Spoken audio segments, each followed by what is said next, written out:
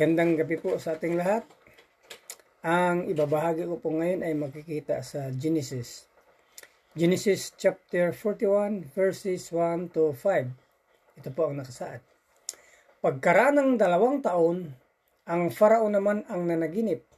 Napanaginipan niyang siya'y nakatayo sa pampang ng ilog Nilo. Walang ano-ano, may 7 magaganda at matatabang bakang umahon sa ilog at nanginain ng damo. Umahon din mula sa ilog na iyon ang 7 pangit at payat na baka. Lumapit ang mga ito at kinain ang 7 matatabang baka at nagising ang Faraon. Nakatulog siyang muli at nanaginip na naman. May 7 uhay na tumubo sa isang puno ng trigo. Malalaki at mataba ang mga butil nito.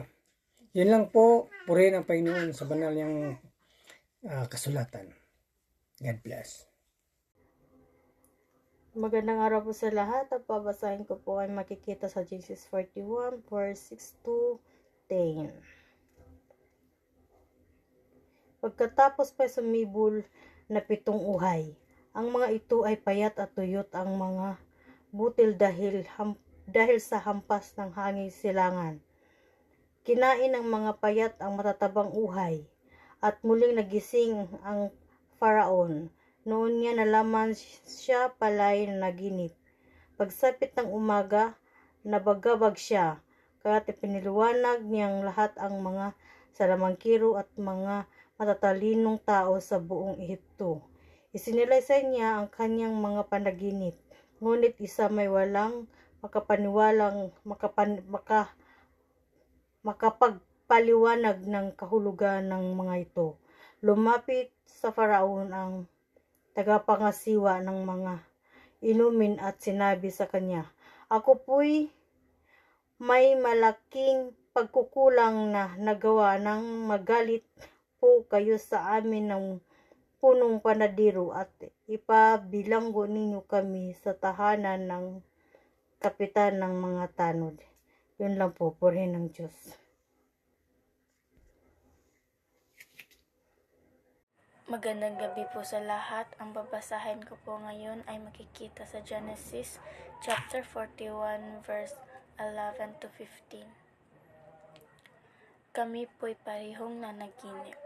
Isa pong binatang Hebreyo na alipin ng kapitan ng mga tanod ang kasama namin doon. Siya po ang nagpaliwanag ng aming panaginip. Sinabi po niyang ako'y mababalik sa tungkulin at ang punong panandero'y bibitayin. Nangyari pong lahat ang kanyang sinabi. Ipinatawag agad ng Faraon si Jose nang mailabas na sa bilangguan. Siya'y nag-ahit, nagbihis at kaagad humarap sa hari. Sinabi ng Faraon sa kanya, "Ako'y nanaginip, ngunit walang makapagsabi sa akin ng kahulugan yun. Nabalitaan kong mahusay ka magpaliwanag ng mga panaginip." Magandang umaga po sa inyong lahat. Ang isi-share ko po ngayon ay ang Genesis chapter 41 verse 16 to 20. Hindi po ako makapagpaliwanag, kamahalan, sabi ni Jose. Ang Diyos po ang siyang magbibigay ng katungunan sa inyong katanungan. Sinabi ni Faraon, "Ako raw nakatayo sa pampang ng ilog Nilo. May 7 magaganda at matatabang bakang umahon sa ilog at nanginain.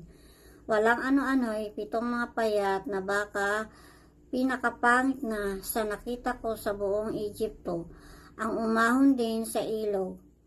Kinain ng mga payat ang matatabang baka." Amen.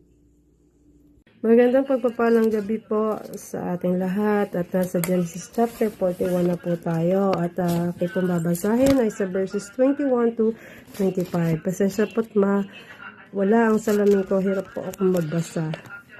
Masabi rito, ngunit parang walang anumang nangyari.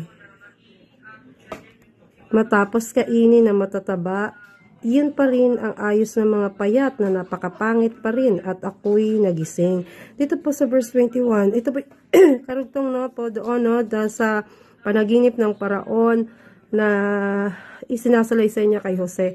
na dito na yung karugtong itong 21 na yung kinain ng mga 7 bakang payat yung matatabang baka, pero wala pa rin nangyari. Sa kabila na kinain nila yung matataba, payat pa rin at pangit pa rin yung mga bakang kumain dito sa malusog na ito, no? Sa 22 naman, sabi, muli akong nakatulog at nanaginip na naman. May nakita akong 7 uhay sa isang puno ng trigo, nahitik ng hinog na butil. At sa puno ring ito, may sumibol na 7 uhay, ngunit lanta, napakapayat na mga butil at tinuyo ng hanging silangan. 24, kinain ng mga payat na uhay ang matataba. Isinalaysay ko na ito sa mga salamangkero, ngunit walang makapaliwanag sa akin. Po doon po, no, na naginip naman siya na isinalaysay kay Jose yung mga uhay, yung mga trigo na mga payat na ganun pa rin kinain yung matataba na matatabang trigo, no? Lanta at payat at butil at tinuyo ng hangin uhay ang matataba. Isinalaysay yung matatabang uhay din po pala ay nalanta at natuyo ng mga hangin. Ano po? Na ngunit wala man lang sa mga salamangkero makapagpaliwanag nito. Tunay na ang talino po, no, ng tao ay kaibahan sa katalinuhan ng ating Panginoon. Yung wisdom and knowledge, magkaiba po yung talino na nagmumula sa tao at yung kaalaman na nagmumula sa ating Panginoon. Walang makapagpaliwanag dito sa paraon kung anong ibig sabihin ng kanyang panaginip. At dito sa 25, iisa po ang kahulugan ng dalawa ninyong panaginip, sabi ni Jose. Ipinaalam sa inyo ng Diyos kung ano ang kanyang gagawin. Amen. Dito na lamang po at purihin ng Diyos sa pagkabasa ng kanyang mga salita. At yun, ipinaliwanag, binigay ni Jose sa pamamagitan ng ating Panginoon. Yung wisdom, ibinigay kay Jose na ipinaliwanag ang kanyang kahulugan ng kanyang panganaginip na iisa lamang. Yun, na dito po makikita natin, no, dun sa pagbihis, pag-alis pa lang ni Jose dito sa, excuse po, na pinatawag siya ng paraon na nakalabas sa bilangguan, siya nag-ahit at nagbihis. Ibig sabihin ng kanyang pag-ahit at pagbihis ay panibagong buhay ang kanyang lalakaran, no? Na dito magsisimula yung magandang buhay niya na gagamitin siya ng ating Panginoon sa kabila ng mga naranasan niyang sakit sa buhay niya, no? Biruin niyo sa 2 taon niya doon sa bilanggo, no? Kumbaga, yung iba na naakusahan na nakulong doon na nakulong na wala namang kasalanan, ano kaya ang gagawin nila, no? Na maaring mayroong mga nag-aapila, may hindi matatanggap yan. Pero si Jose, sa kabila ng ganon, dinanas niya, tinanggap niya yon na maluwag, na naghintay siya kung ano uli-muli ang magiging plano sa buhay niya ng ating Panginoon. Lagi siyang nagpapakumbaba at lagi siyang nagtitiwala sa ating Panginoon. Yung trust and faith niya, no, pagiging obedience niya sa ating Panginoon, hindi niya inaalis sa kabila ng mga sitwasyon niya ay mahirap. Na isipin natin dito, no, doon mula sa pangit na kanyang nung iniwan siya, nung binenta siya ng mga kapatid niya, kung babalikan natin yung buhay niya, no, napaka masakit, no, binenta siya ng mga kapatid hanggang naging alipin siya, binigyan nga siya ng tiwala doon sa Ehipto, no, pinagkatiwalaan na siya ay mamalahala doon sa mga ari-arian, pero subalit sa kabila ng kanyang pinakikitang kagandahan, ginawan pa rin siya ng kapangitan ng asawa ng paraon na yon.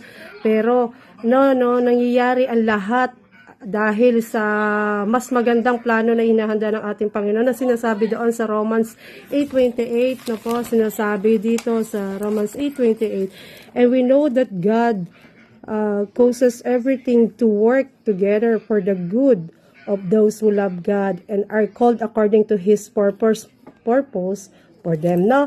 Na dito, na gagamitin siya na ma-extend yung mga biyayang natanggap niya sa ating Panginoon, ay ma-extend to sa kanyang mga kapatid. Na po, ganun din po dapat tayo na kung tayo ay hindi tayo magtatanim ng pangit sa kabila ng mga gumawa sa atin na hindi maganda. 'Di ba yung iba kapag itinaas na yung posisyon galing doon sa mababang posisyon sasabihin huyo ka kapag ako'y tumaas na, pero si Jose nanatiling humble siya. Yun po, napaka like Jesus po siya. Like Jesus po, no, kawangis talaga, kawangis na siya ng ating Panginoon, no. Dito napakagandang halimbawa ng pag-uugali at katauhan ni Jose sa ating buhay. Sana po ay may matutunan tayo sa buhay ni Jose na extend your blessing po. Na kung tayo pinagpapala, ano man ang ating mga natatanggap sa nakabutihan at mga biyaya sa ating Panginoon, we can extend to others po. Maging mabuti din po tayo sa iba. At maging tapat tayo sa kabila ng dinadanas natin mga hirap sa ating buhay. Maraming salamat po and God bless you all. Magandang gabi po. Ito po yung aking share sa Genesis 41 verse 26-30. Ang 7 matatabang baka po ay 7 taon. Yun din po ang kahulugan ng 7 uhay na matataba ang butil. Ang sinasabi ninyong 7 payat na baka at ang 7 uhay na payat ang mga butil ay 7 taon ng taggutom. Gaya ng sinabi ko sa inyo, iyan po ang gagawin ng Diyos. Magkakaroon ng 7 taong kasaganaan sa buong Ehipto. Ang kasunod naman nito ay 7 taon na taggutom. At dahil sa kapinsalaang idudulot nito, malilimutan na sa Ehipto ang nagdaang panahon ng kasaganaan. Amen po. Salamat po sa bawat isa. Ngayon, babasahin ko po Genesis chapter 41, verse 31 to 33. At ang kasaganaan ay hindi malalaman sa lupain, dahil sa gagutom na sumusunod sapagkat magiging napakahigpit. At kaya pinagibayo ang panaginip kay Paraon na makalawa ay sapagkat bagay na itinantag ng Diyos at papangyayarihing madali ng Diyos. Ngayon, humanap si Paraon ng isang taong matalino at pantas at iligay sa lupain ng Egypto. Amen. Babasahin ko po Genesis chapter 41 verse 34 to 36. Gawing ganito ni Paraon ang maglagay ng magatagang-pamahala sa lupain, na paglimahing bahagi ang lupain ng Egypto sa loob ng 7 taon ng kasaganaan, at kanilang tipunin ang lahat ng pagkain nitong mabubuting taon na dumarating, at magkapamalig ng trigo sa kapangyarihan ng kamay ni Paraon, na pinakapagkain sa mga bayan ang ingatan, at ang pagkain ay kamaligin na itaan sa lupain sa 7 taong kagutom na magyayari sa lupain ng Egypto, upang huwag magpuksas ang lupain sa kagutom. Amen. Genesis chapter 41 verse 37 to 39. At ang bagay ay minaputi ng mga mata ni Parao at ng mga mata ng kaniyaang mga likod. At sinabi ni Parao sa kaniyaang mga likod, makakasupong kaya tayo ng isang kaya nito na taong kinakasahan ng Espiritu ng Diyos. At sinabi ni Parao kay Jose, yamang ipinabatid sa inyo ng Diyos.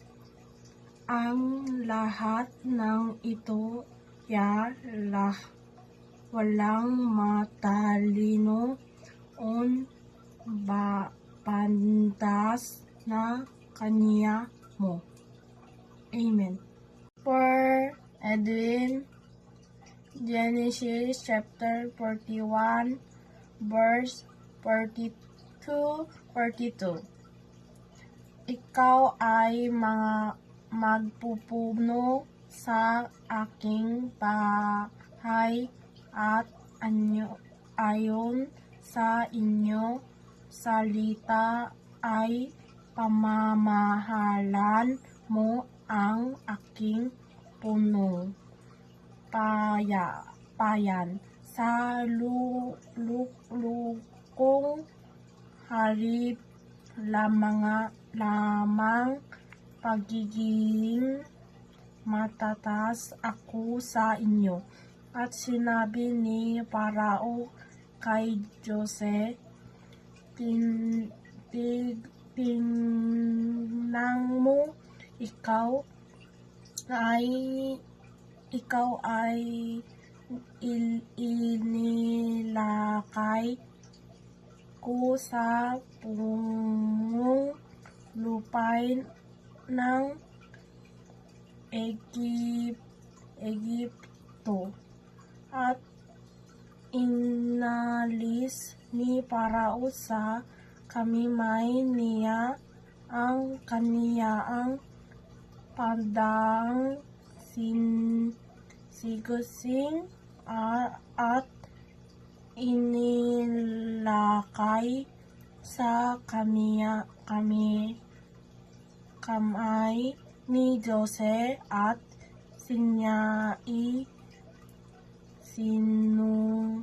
sinuta ng magandang lino at nilagyan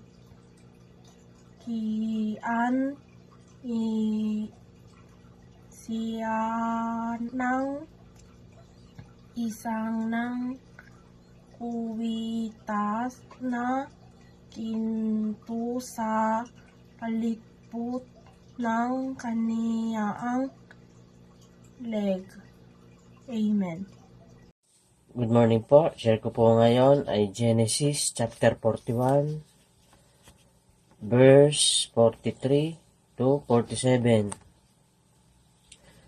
At siya'y pinasakay niya sa ikalawang karo at tinatangkilik ni Paraon at isinisigaw sa unahan niya, lumuhod kayo, at inihalal siya na puno ng buong lupain ng Ehipto. At sinabi ni Paraon kay Jose, ako'y si Paraon, at kung wala ka ay hindi magtataas ang sinumang tao na kanyang kamay o ng kanyang paa sa buong lupain ng Ehipto. At pinangalanan ni Paraon si Jose sa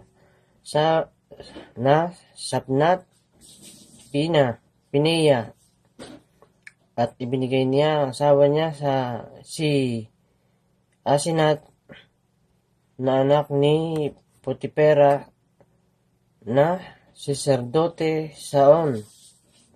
At lumabas si Jose sa lupain ng Ehipto. At si Jose ay may 30 taong ang tumayo sa harap ni Paraon na hari ng Ehipto. At si Jose ay umalis sa harap ni Paraon at nilibot ang buong lupain ng Ehipto. At sa 7 taong sagana ay nagdulot ang lupa ng sagana. Amen. Isang mapagpalang araw po sa ating lahat. Para po sa ating devotion, gusto ko pong ibahagi sa inyo ang Genesis chapter 41 verses 48 to 52. Sabi po rito, and he gathered up all the food of these 7 years which occurred in the land of Egypt, and put the food in the cities. He put in every city the food from the fields around it. And Joseph stored up grain in great abundance, like the sand of the sea, and he ceased to measure it, for it could not be measured. Before the year of famine came, 2 sons were born to Joseph. Asenath, the daughter of Potipherah, priest of On, bore them to him.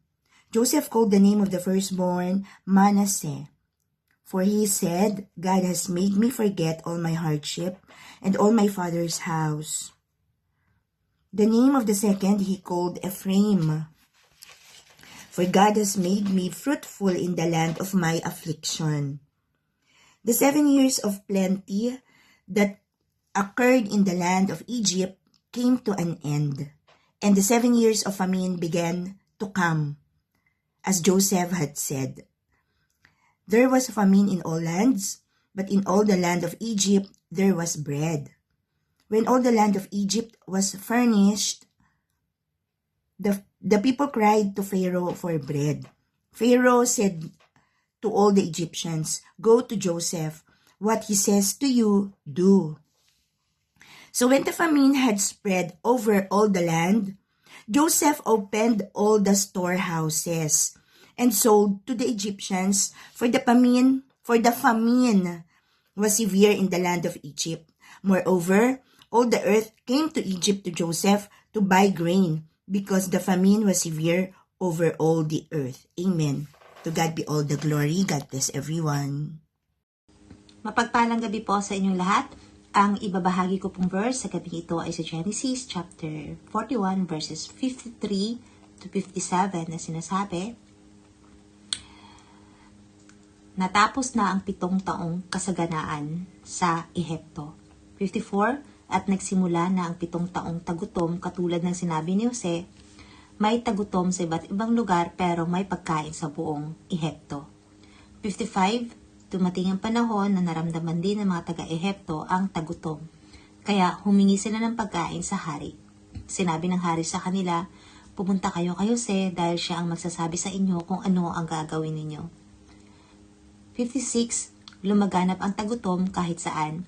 At dahil sa matinding tagutom sa buong Ehipto, pinabuksan ni Jose ang lahat ng kamalig at pinagbilhan ng pagkain ang mga taga-Ehipto. 57, pumunta rin sa Ehipto ang halos lahat ng bansa para bumili ng pagkain kay Jose dahil matindi ang tagutom sa kanilang bansa. Amen. So, purihin po natin ang ating Panginoon. Magandang gabi po, and God bless everyone. Napagpalang gabi po sa ating lahat, mga kapatid, at muli po tayo mag-share ng daily devotion. Ang verse po na napabigay po sa akin ngayon, na akin pong bibigyan ng konting paliwanag, ay dito po sa verse 41, verse 1 to 36 po, na ang sinasabi po dito, ipinaliwanag ni Jose ang panaginip ng paraon. Paano po natin sa buhay po ni Jose, isipin po ninyo na siya po ay biniyayaan po ng ating pong Panginoon na sa pamamagitan po ng mga panaginip ng ibang tao ay kanyang po na bibigyan po ng paliwanag. Na katulad nga po itong mga panaginip po ng paraon na hindi ko na po ito binasa kasi kung babasahin ko po po ng oras, may nagbasa naman po sa amin, sa pamamagitan po ng panaginip ng paraon na naisalaysay po ni Jose na magkakaroon po ng 7 taon na gutom at 7 taon po na ano nga yun po? 7 taon ng tagsagana ba yun? 7 taong sagana at 7 taong 7 taong sagana at 7 taong tagutom na isalaysay po ni Joseph yon sa paraon.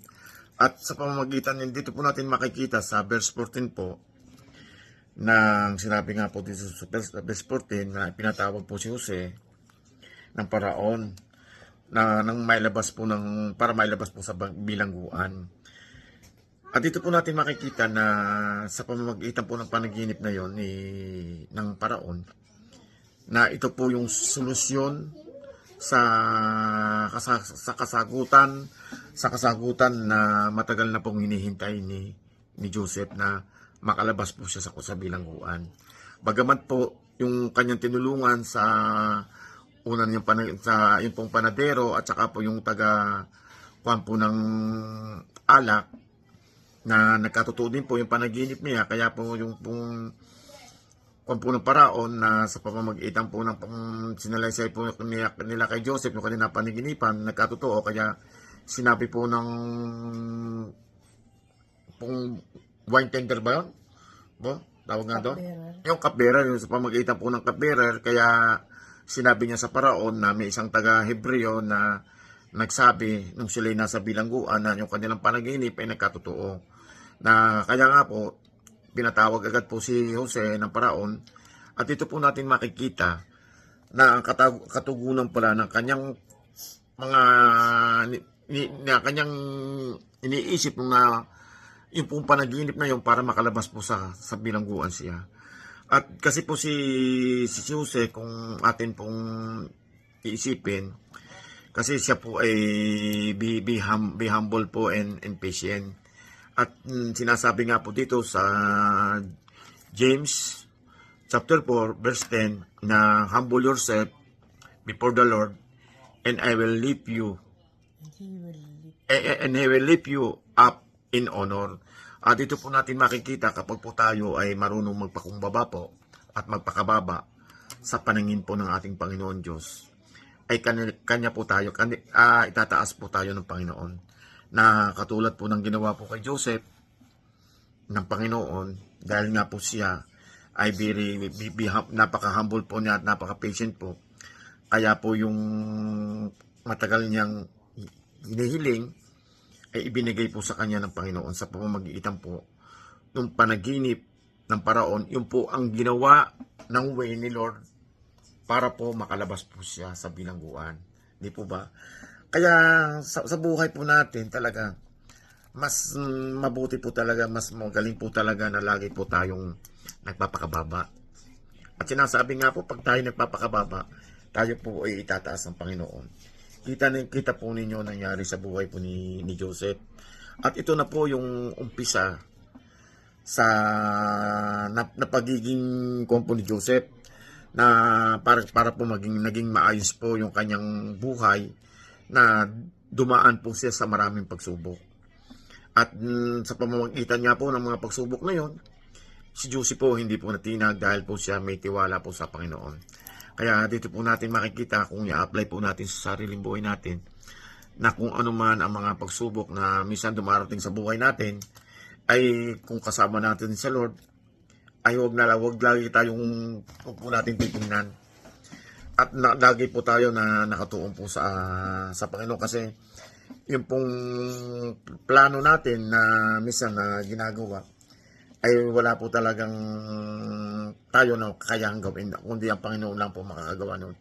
At sinasabi nga po doon sa kuwan po, sa ano nga ba yun, yung verse na yun, lumala sa isip ko eh. Yung Pero sige. madagdag ko lang doon. Mapuputol na kasi yung oras. Doon sa sa paghihintay ni Jose, may ginagawa ang Lord para sa kanya. Ganun nga 'di ba na doon sa kalagayang iyon na iaahon siya at gagamitin siya para sa mas maganda at malaking plano ng Panginoon para sa kanya, 'di ba? Dahil habang naghihintay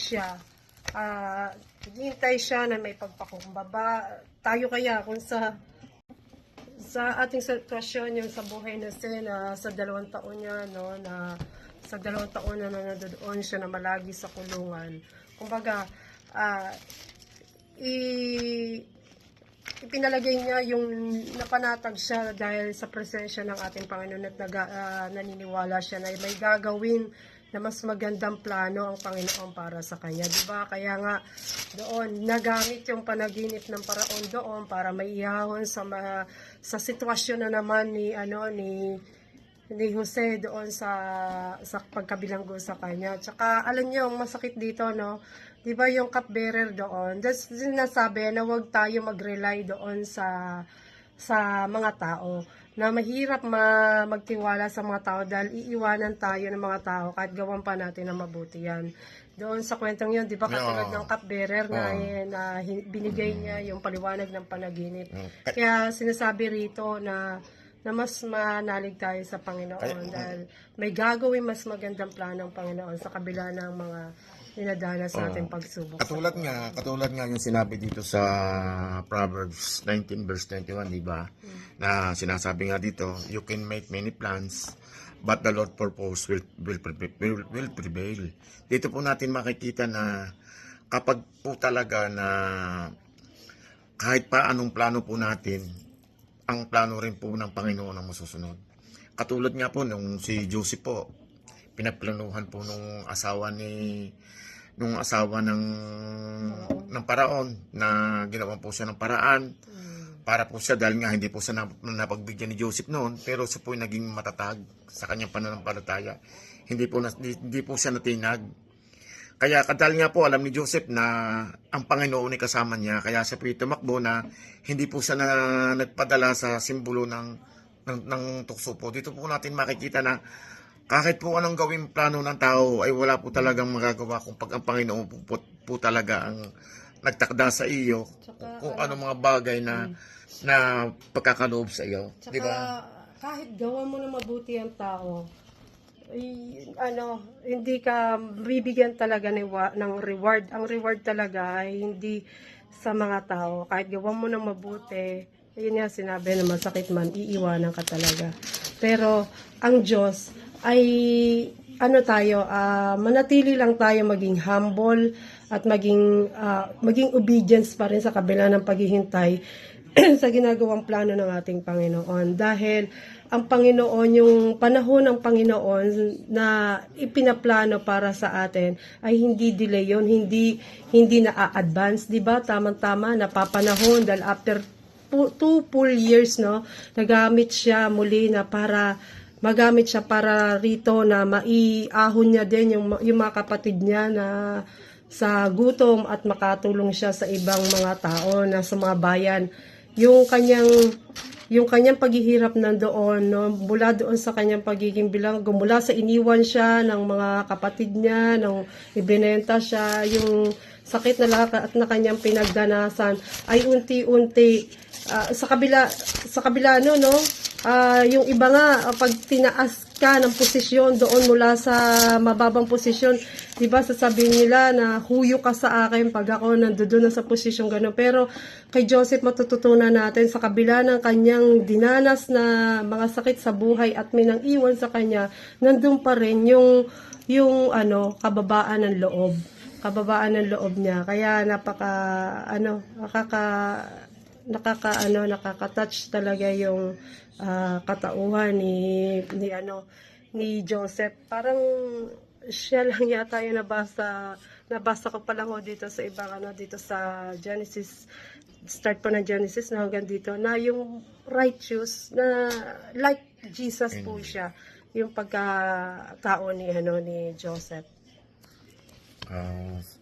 Ito po na sa pamagitan po ng binasa po natin na sinalaysay po namin dalawa, sana po na karoon po tayo ng konting kaalaman na kung paano po tayo na be humble po sa ating pong sarili at talaga pong ang lagi pong nasusunod po yung plano po ng Panginoon, hindi po plano ng tao.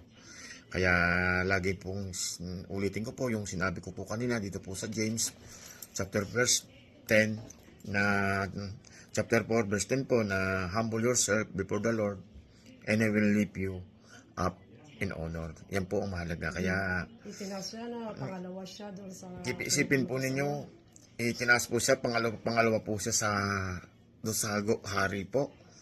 Kung isipin po, galing po doon sa below level po, sa pinakakulungan po. Ang Lord po talaga gumagamit po ng tao, gumagawa po siya ng paraan para maiahon po tayo, para masunod po yung kalooban niya na naayon po na nararapat po na blessing po sa atin.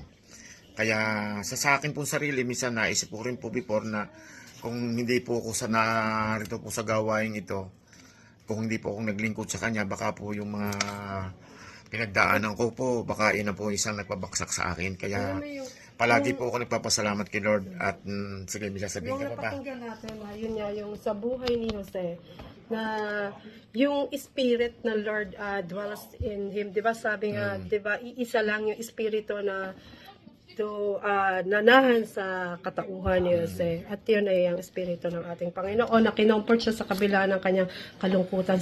Paano natin malalaman nasan ang Panginoon sa kalungkutan at hirap ng panahon na pinagdanasan ni Jose noon? Sa kabila ng kanyang kalungkutan, nandun ang Diyos. Kaya sinasamahan siya ng Panginoon. Sige na po at kami po yung magpapaalam na God bless po. Bye-bye. Heart muna isa sa ating mga audience. Sa ating mga audience, heart muna isa. Sarange. Bye-bye. God bless po. God bless po. Magandang gabi po sa ating lahat. Ang isi-share ko po ngayon ay sa Genesis chapter 41 verse 37 hanggang 57. Aking pong pagmumulay-mulayin at aking pong pagkakaintindi dito sa verse na ito sa buhay ni Jose, kung saan dito nagaganap na ang mga panaginip niya na pinapakita ng Panginoon sa kanya. Panaginip nangyayari na dito matatanda natin yung tuninto niya sa ama niya, yung sa chapter 37 verse 9 na naginip muli si Jose at sinalaysay sa kanyang mga kapatid ang ganito. Nakita ko ang panaginip ng araw at buwan at 11 bituin ay yumuko sa aking harapan. Sinabi rin niya ito sa kanyang ama at ito'y nagalit sa kanya. Pero mo no, yung panaginip niya na yun, nangyayari na dito sa chapter 41. Yung bituin pala na yun na 11 yung mga tao na nakasakupan sa Ehipto, sa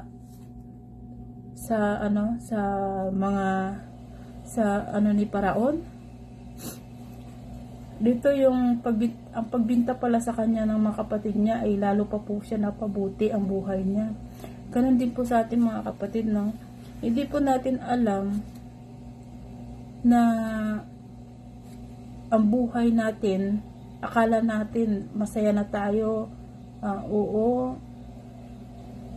nakakaraos tayo sa ating pang-araw-araw, pero hindi natin alam kung tayo ay magpapasakop sa ating Panginoon, mas lalo pa palang gaganda pa ang ating mahinatnan sa buhay, no? Dito napatunayan dito sa buhay ni Jose, talagang ibigay ng ating Panginoon ang mga sa kanya, pinapakita sa kanya sa panaginip lamang, pero nangyayari na sa kanya. Isa rin po itong aral, kumbaga magtiwala lang talaga sa ating Panginoon. Kumbaga sumunod sa agos. Kung ikabubuti naman ito, sumunod na lang sa agos. Huwag na nating kontrahin kung anong plano ng ating Panginoon.